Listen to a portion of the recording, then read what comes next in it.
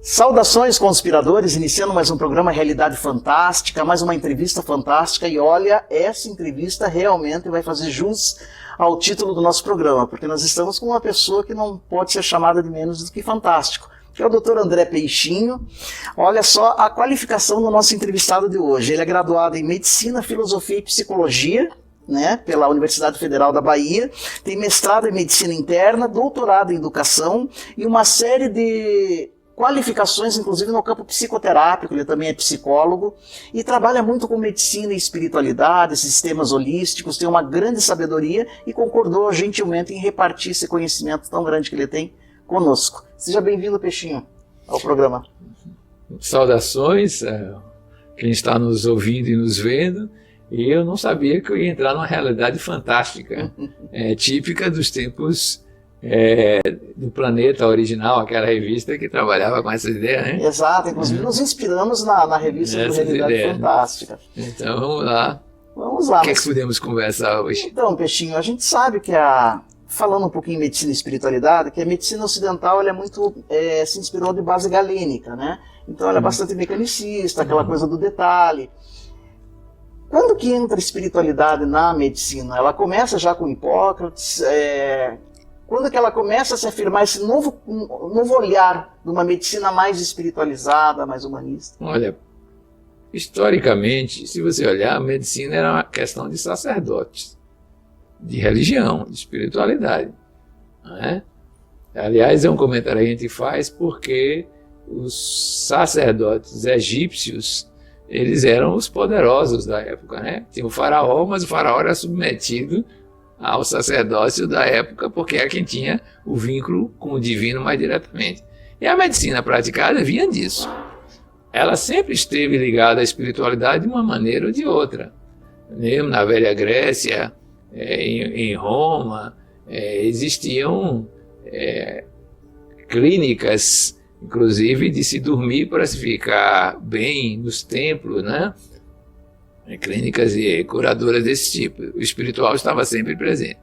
O que me parece que aconteceu, passando a Idade Média, é que na Renascença é a primeira vez que a civilização faz uma quebra, e isso é quem me ilustra Ken Wilber, um pensador americano, quebra com a grande cadeia dos seres, a ideia de evolução que vai do ser mínimo, ínfimo, matéria, até a plenitude que é em Deus. A civilização ocidental é a primeira a fazer isso com essa clareza. Claro que tiveram alguns pensadores gregos, outras atitudes romanas, mas quem faz isso mesmo é o Ocidente. E o faz de uma forma muito peculiar, porque ao construir o modelo de ciência que depois vai ser a prática médica, a medicina não nasceu como uma ciência experimental, não foi assim, era mais uma atitude religiosa ligada aos deuses. Então, vai se construindo uma ideia de mente e de corpo.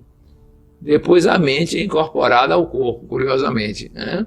E desaparece como um ente que Descartes colocou, à época, como bom francês, como independente do corpo, res cogitans, né? Era outra substância. No século XIX, com a ascensão do iluminismo, do positivismo, e aí a construção do paradigma materialista, se baniu por completo a noção de espiritualidade em qualquer área, desde que se só valeria o que era sensorial, quantitativo, passível de experimentação, tipicamente no mundo do espaço-tempo tradicional. Perfeito. Aí, os médicos foram para os hóspices e criaram a medicina experimental, que já vinham fazendo algumas vivências anteriores. Mas é no século XIX que nascem as culturas dos hospitais, dos estudos de laboratório, que culmina em medicina com o relatório Flexner, né? Em que vai se tratar basicamente da pesquisa científica e do modelo científico de se ensinar a medicina. Isso não quer dizer que todo mundo estava assim. Sim. Porque sempre tem correntes subterrâneas. Por exemplo, Paracelso, Hahnemann, a homeopatia Sim, que só agora foram validadas, era outro caminho. Era por uma outra corrente. A medicina chinesa, a medicina Ayurveda, elas não seguiam a mesma A própria concepção linha. do vitalismo, né? Que é O vitalismo, milenar, mas que Hahnemann, né, alçou. em suma, embora haja uma hegemonia do modelo centrado na matéria, a hegemonia não é a eliminação de todas as outras possibilidades, é uma experiência de um período da civilização. Agora é que a gente está vendo o florescimento da espiritualidade, vista em vários aspectos, de certa maneira, retornando ao âmbito da academia. Você vê que nos últimos 20 anos tem mais de 30 mil trabalhos publicados sobre espiritualidade na área de saúde. Isso é fantástico. Mas eu queria aproveitar, antes de a gente chegar nisso, aproveitando que você é filósofo também, a tal da Revolução Copernicana que o Kant fez na filosofia, ela impactou só na filosofia ou podemos dizer que ela respingou também para a medicina? Olha, eu acho que... Dá para fazer um link aí? Para clarear mais para o pessoal, primeiro que você está falando, olha que mistura, Revolução Copernicana na filosofia, feita por Kant. Aí já foi um balaio de gato. Não é isso. Precisa saber se o ouvinte, o audiente está atento a essa expressão. É bom lembrar o que Copérnico fez. Primeiro ele tirou, o que ele fez mesmo foi tirar a Terra do centro do universo e botar lateral na periferia. E daí a Terra deixou de ser plana, deixou de estar fixa, se mexeu. Então ele mudou a astronomia. Kant, ele vai fazer algo similar quando começa a investigar a razão, que era a grande corte de decisão do conhecimento, graças a René Descartes. Sim, começou. Um dia ele olha e diz, sim, quem garante que a razão é racional? Quem garante que ela é uma suprema corte decente? Quem controla essa dita razão? E ao estudar a razão, ele verifica que a filosofia se baseou em algo que não era suficiente. Daí a crítica da razão pura. Depois ele vai dizer que ela não é suficiente no juízo prático, crítica da razão prática. E depois ele vai fazer a crítica dos próprios juízos. E ao fazer isso, ele diz, eu mudei o rumo da filosofia, fiz uma revolução, tirei do centro do universo aquilo que parecia ser filosófico, aquilo que era. E agora digo que o sujeito e a mente dele funciona com estruturas que parecem estar no mundo. E ele vai criar uma tese que é o tempo e espaço são estruturas da mente, não são realidades, como Newton, à sua época, dizia. Olha que é uma mudança profunda. E o sujeito nunca saberá o que realmente acontece. Por quê? Porque simplesmente ele só conhece o que é percebido por ele. E o que é percebido por ele não é a realidade. Não é o número, como ele chama. A coisa em si, né? A coisa em si. Ele chama disso de o número, porque vai conhecer o fenômeno. É nisso que ele se baseia para construir essa revolução. Claro, isso respingou mais na compreensão filosófica da época. Ele não foi muito aceito, evidentemente, mas teve grandes discípulos como o alemão Hegel, que aí criou toda uma dialética do espírito, que foi subvertido por Marx, que criou a dialética da matéria. Aí o materialismo, que já vinha ganhando força, ganhou força histórica e até hoje tem a sua influência, direta ou indiretamente, e o espírito hegeliano sumiu nessa história, que era a filosofia. Na medicina, Hegel, no Kant, melhor dizendo, não teve grande impacto, porque o grande impacto foi do empirismo. E o empirismo é newtoniano. Foi do modelo cartesiano de pensamento, daí a medicina baseada em evidências, foi da influência da estatística para verificar isso. Então, você não percebe ainda. Pode-se dizer que na física ele foi um precursor da crise do espaço-tempo tradicional. Sim. Esse ele foi, do método, inclusive, o sujeito independente não existe mais, do método científico de modo geral. Ele foi crítico disso, mas ainda está longe de aparecer como uma grande repercussão. Eu acho que ele era muito anterior ao tempo de hoje, quanto mais à sua época. Olha só que interessante. Como você também é psicoterapeuta, psicólogo, né? Nós temos na psicologia uma história muito interessante, que ela começa de uma forma bem behaviorista, né? Mais positivista. Vem Freud também com uma formação acadêmica sólida, e daí nós rumamos com Jung já para, não sei se poderia chamar ele de precursor da psicologia transpessoal. Como é que você lê isso, essa revolução que a psicologia ainda hoje está sofrendo e a aceitação cada vez maior do modelo transpessoal? Bom, em primeiro lugar, é preciso entender como é que as ciências se construíram, todas elas. E isso você tem várias teses. Tem a da época, que é de Augusto Comte, que hierarquizou os saberes. Na época não existia psicologia. Você vai encontrar uma psicologia filosófica. Existiu sempre isso, né? E você vai encontrar uma curiosidade. Quando Allan Kardec construiu a Revista Espírita, ele bota como subtítulo Revista de Estudos Psicológicos. Olha só, não sabia disso. Então, na série histórica, a primeira fase da experimentação psicológica que não ganhou acesso acadêmico. O primeiro grande laboratório chamava-se Reunião Mediúnica. Quem vai fazer isso novamente é Jung. Jung, quando estudou os primeiros passos da psi, ele que era médico, ele trabalhou com médiuns, e uma prima dele, então vai fazer muita reunião mediúnica. Olha isso. Ele vai repetir um processo que à época era muito significativo nos estudos. Mas aí veio a influência da física, do modelo paradigmático de ciência positivista. E aí nasce Wundt, o seu laboratório, as pesquisas desse tipo, que se chamou de behavioristas, comportamentalistas, né? Mas é bom lembrar que psicologia não tem a mesma tradição da física, da matemática, nem mesmo da química, que é mais recente, né? E então ela vive por correntes, né? E parece também um pouco com a filosofia. Sim. O filósofo cria uma corrente filosófica e em torno deles formam discípulos.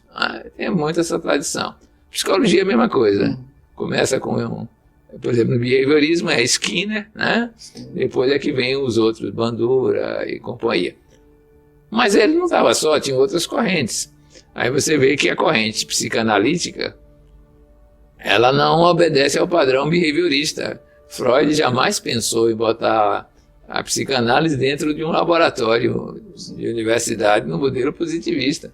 Ele sairia do túmulo se fizesse um negócio dele. A psicanálise não é acadêmica, ele faz questão de dizer, nesse modelo que era da época e que se reproduziu de outras formas, né? Então, psicanálise é psicanálise. Então, tem ciência, filosofia, religião, arte e a quinta sabedoria, que é psicanálise, que é uma espécie de uma família que só tem uma espécie, a própria.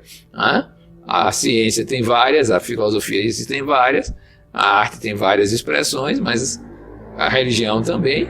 Mas psicanálise é o quinto saber, como alguns querem colocar, que é completamente diferente de modelo de pensamento, de construção da ciência tradicional. Bom, mas eles não estavam sozinhos no mundo, tinha muito mais coisas acontecendo. E na mesma época nascia a psicossíntese. A Saggioli? A Saggioli é 1910, na Itália. Você vê que um está na Áustria, outro está na Itália, outro está mais nos Estados Unidos. O próprio William James dialogava, né? William James procurou fazer Ele fez uma psicofisiologia, mas fez um outro tipo de estudo, que foram o estudo das experiências religiosas, que seria, digamos assim, o suprassumo posterior dos estudos transpessoais. Quando ele escreveu esse livro, está republicado aqui no Brasil, As Variedades das Experiências Religiosas. Opa, bacana. Em 1902 que ele escreveu isso, se não me engano. Foi publicado pela Cultrix aqui no Brasil. Recentemente, né? Tem uns 20 anos mais ou menos. Então você vê que a psicologia ainda vive daquilo que Thomas Kuhn chamou período pré-paradigmático. Não há um hegemônico mais. Certo. E temos várias correntes, né? Eu espero que Lourdes lance aqui o curso de psicologia junguiana. Pois eu soube, a nossa né? querida professora que Lourdes. É uma corrente. Né, então, você vai ver que é assim. O curioso, que eu brinco muito, é que as psicologias foram feitas por médicos. E é claro que elas refletem a cultura médica da época. Não só da época, mas da sua pátria, do seu mundo. Então, Freud era médico. Jung era médico. Frankl era médico. Moreno era médico. Eu não me lembro se a Saggioli também era médico, mas... Também não sei. Em suma, é porque não existia a psicologia como tal. Então, eram os médicos que lidavam com os problemas. Estava sendo construído. Ele estava construindo esse tipo de situação. Agora é que tem psicólogo que não é médico, né? Nos últimos 50 anos, tudo bem. Então, ainda estamos na fase de correntes. E se você perguntar, reunindo psicólogos de renome no Brasil, o que é psicologia, pode ter muitas respostas. Muitas respostas. Tanto que alguém vai questionar a pergunta, vai dizer, é psicologia ou psicologias? Plural. Entendo. Entendeu? Então, não chegamos a um estágio desse. Eu entendo que estamos a caminho disso, se seguirmos um tipo de trabalho que eu acho promissor, que é o de Ken Wilber. Certo. Que é você ver que cada psicologia reflete um nível de consciência, um estágio de desenvolvimento, que todas têm a sua compreensão da realidade restrita. É como se fossem várias teorias restritas da realidade psicológica, a semelhança que Einstein fez na física. Sim. Agora ele constrói uma linha de pensamento que pode ser a teoria geral da relatividade na psicologia. Isso que eu ia te perguntar, o Wilber para você, ele foi mais um compilador ou ele realmente inova? Ele realmente pode ser considerado... Ele é um teórico, no bom sentido da palavra. Lembrar que teórico é o indivíduo que lida com Theos, Deus, o todo. É um teórico que constrói um pensamento bastante promissor em matéria de investigação epistemológica, filosófica, de modo geral. Mas, independente dele, as ideias dele têm ressonância em vários autores que ele estuda. Ele lê bastante, né? Isso posso garantir que ele estuda bastante, né? E ele consegue construir um pensamento integrativo. Não é só ele, mas ele parece-me o mais atual e mais brilhante. Ele escreveu A Teoria do Tudo. Tem um outro autor que também escreve, Erwin Laszlo, sobre Teoria do Tudo, mesmo título, curiosamente, né? Que é uma busca da integração dos saberes. Só que ele integra muito mais do que psicologia. Ele começa com estudos da consciência e vai ampliando até integrar todos os saberes na teoria dos 4 quadrantes. Que, na verdade, eu vos digo, é um resgate da teoria de Platão, né? Os 4 quadrantes, o belo, o bom, o verdadeiro e o justo. Olha que interessante. Das ideias perfeitas platônicas que agora acontecem cá Ele resgata, de certa forma, isso e coloca... Em suma, você nunca elimina as raízes. Que bacana. Você constrói copas de árvore, mas as raízes, você vai lá, tá alguém pensando daquele jeito, daquela forma. Então a fase é essa. Eu entendo que a gente está numa fase do qual o transpessoal, tal como foi concebido originalmente, ele vai sendo, digamos, integrado, e o termo, embora supere as psicologias existenciais, egóicas, ou egocêntricas, melhor dizendo, ele ainda é um termo que não dá conta do que é a pretensão. Hoje você podia dizer que tem termos mais complexos, holonômicos, né? Termos de totalidade que veem as partes ou as correntes, né? E quem sabe aí vai integrar os saberes adequadamente. Eu comentei com a Lourdes que depois da psicologia junguiana, da transpessoal, da comportamentalista... Isso que eu te perguntar, o que virá? Não, o que virá é a gente integrar tudo. Aí a gente vai lançar um curso, qualquer dia desses aí, cujo slogan é Liberte-se das correntes. Essa é uma proposição bastante desafiadora, né? E que vai de encontro até, se contrapõe a um paradigma ainda. As pessoas estão ligadas às correntes. Enquanto a gente não faz isso, a gente vai fazer nosso amálgama. Então... Você não quer falar um pouquinho desse curso? A Lourdes me deu essa notícia, eu vou trazer que vocês estão trazendo uma outra pós-graduação. Eu acho que tem que fazer uma amálgama, mas primeiro tem que saber bem as correntes para depois fazer o que ela disse, que ela mudaria o slogan ou acrescentaria o slogan: no liberte das correntes, faça elos. Bonito isso. Nós vamos ser... Então teremos novidades, nós né, vamos Lourdes? ser marqueteiros qualquer dia desse aí, como profissão. Faculdade Espírita inovando, sendo visionária mais uma vez. Aí trazer curso de psicologia analítica. Ok. Jungiano, né? Jungiano e pós-jungiano, né? Hillman e companhia. Olha aí, pessoal, quem tiver interesse. Então, começar uma pós-graduação aqui, até porque Jung é um indivíduo muito singular. Ele conviveu com Freud, foi discordante depois de alguns anos de convivência, mas na verdade eles discordavam desde sempre. Um é de uma geração, outra de outra. Freud tem uma influência ainda muito forte do modelo de Newton. E Jung conviveu com os quânticos relativísticos, tanto que ele andava com Pauli, e criou até um conceito chamado sincronicidade. E ele então vai ampliar a noção de psique e vai mostrar como elas estruturam a realidade cotidiana, fazendo uma integração psicofísica que os outros não conseguem fazer, fazem separatividade ainda. E aí vai influenciar a arte, vai influenciar a educação, vai influenciar a própria psicologia, a medicina, mostrando uma concepção de sujeito e de autorrealização que não era comum à época, né? Ele bebe também, dialoga muito com os saberes orientais, né? Porque você tem o Jung prefaciando o livro Tibetano dos Mortos. Sim, ele escreve era textos... astrólogo, I Ching, né? Ele esteve na Índia, ele viajou mais os continentes, esteve na África, esteve nos Estados Unidos, ele pesquisava culturas, né? E para você ler Jung, você vai precisar ter muita cultura para entender o que ele fazia. Estudou muita alquimia, o simbolismo da alquimia.